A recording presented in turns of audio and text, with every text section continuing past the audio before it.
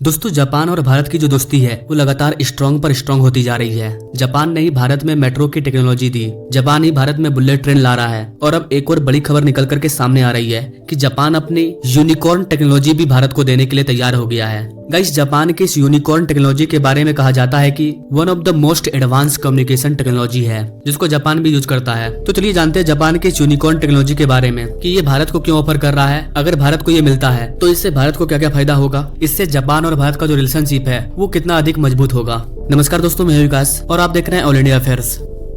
Guys, 1 से 1.5 साल पहले जापान के द्वारा कहा गया था कि अब हम भी अपने मिलिट्री को बिल्डअप करेंगे। गाइस, यहाँ पर आपको बता दें कि जापान एक ऐसा देश है जो करीबन 70 साल तक अपने मिलिट्री इक्विपमेंट को एक्सपोर्ट करना तो दूर की बात, इनके पास खुद की मिलिट्री भी नहीं थी। जापान पैसिफिस्ट कॉन्स्टिट्यूशन के अंदर आता है जिसके अंदर ये कहा गया था कि जापान अपनी खुद की मिलिट्री को कभी भी बिल्डअप नहीं करेगा, लेकिन अब ये गलत साबित हो रहा है और जापान अपनी मिलिट्री को बिल्डअप कर रहा है और इसमें जापान की मदद भारत भी करेगा और जापान तो भारत की मदद हमेशा करता है। और इस बार भी जापान ने इंडियन नेवी को ये लेटेस्ट टेक्नोलॉजी यूनिकॉर्न टेक्नोलॉजी देने का वादा किया है। गाइस, ये डेवलपमेंट हमारे लिए बड़ा इसलिए हो जाता है क्योंकि जापान अपने मिलिट्री टेक्नोलॉजी को जल्दी कभी किसी देश को नहीं देता है, भारत को दे रहा है। तो इससे इस बात का पता चलता है कि जापान और भारत के बीच का रिलेशनशिप और मजबूत होते जा रहा है। इस टेक्नोलॉजी को जापान ने सिर्फ फिलीपींस को दिया है और गाइस आपको बता दें कि फिलीपींस भारत का भी मित्र है। फिलीपींस को हमने कई मिसाइल्स, कई डिफेंस वेपन्स को एक्सपोर्ट किया है क्योंकि फिलीपींस भी चाइना का काउंटर करना चाहता है। फिलीपींस का दुश्मन चाइना है, जापान का दुश्मन चाइना है, भारत का भी दुश्मन चाइना है, ऑस्ट्रेलिया का दुश्मन भी चाइना है और अब अमेरिका का दुश्मन भी चाइना बनने जा रहा है। तो इस प्रकार से हम सब एक होने वाले हैं। अगर ये टेक्नोलॉजी भारत को मिल जाता है तो पूरी दुनिया में फिलीपींस के बाद भारत दूसरा ऐसा कंट्री बनेगा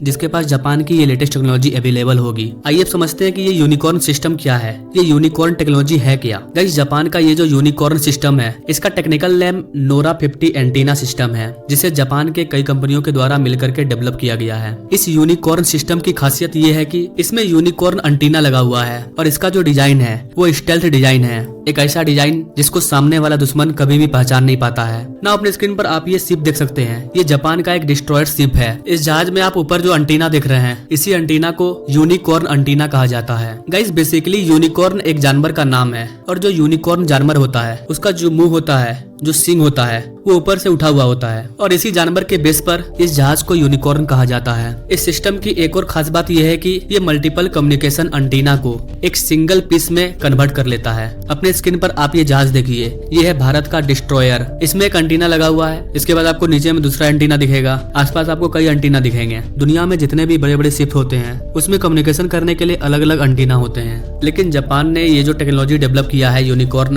टेक्नोलॉजी नोरा 50, इसमें उन्होंने मल्टीपल एंटीना का काम ही खत्म कर दिया है, सबको एक के अंदर स्टेब्लिश कर दिया है। इसके अलावा यूनिकॉर्न सिस्टम रेडियो वेव पर आधारित है जो कि दूर से आने वाले बड़े बड़े मिसाइल्स को डिटेक्ट कर देता है। हमारे लिए ये सिस्टम इसलिए इंपॉर्टेंट हो जाता है क्योंकि हमारे पास जो भी डिस्ट्रॉयर है उसमें हम लोग स्पेस फ्रीक्वेंसी का यूज करते हैं, जो सैटेलाइट होता है उसके फ्रीक्वेंसी के माध्यम से चीजों को डिटेक्ट कर पाते हैं। अगर ये हमारे पास आ जाएगा तो हमारे पास रेडियो डिटेक्टर वाला भी एक नया टेक्नोलॉजी आ जाएगा। नाउ अब सवाल आता है कि जापान इस टेक्नोलॉजी को भारत को क्यों दे रहा है। तो गाइस, आपने क्वाड कंट्री के बारे में सुना होगा, भारत क्वाड का मेंबर है, जापान भी क्वाड का मेंबर है। क्वाड कंट्री में और 2 कंट्री है, एक यूएसए और एक ऑस्ट्रेलिया। और इसी क्वाड समिट में भारत ने रिक्वेस्ट करी थी कि जापान के पास जो यूनिकॉर्न टेक्नोलॉजी है एंटीना वाला उसे वो भारत को दे। गाइस, ये जो क्वाड कंट्री है ये चाइना का काउंटर करने के लिए बहुत इंपॉर्टेंट है और इस बार का जो क्वाड समिट है वो अपने प्यारे भारत में ऑर्गेनाइज होने वाला है और जब भारत में ये डील होगा तो ये यूनिकॉर्न सिस्टम का जो डील है उसे भी कंप्लीट कर लिया जाएगा। तो गाइस, ये था जापान का यूनिकॉर्न टेक्नोलॉजी जो कि भारत में आने वाला है। वैसे गाइस, आप इस टेक्नोलॉजी के बारे में क्या कहना चाहेंगे, आप क्वाड कंट्री के बारे में क्या कहना चाहेंगे।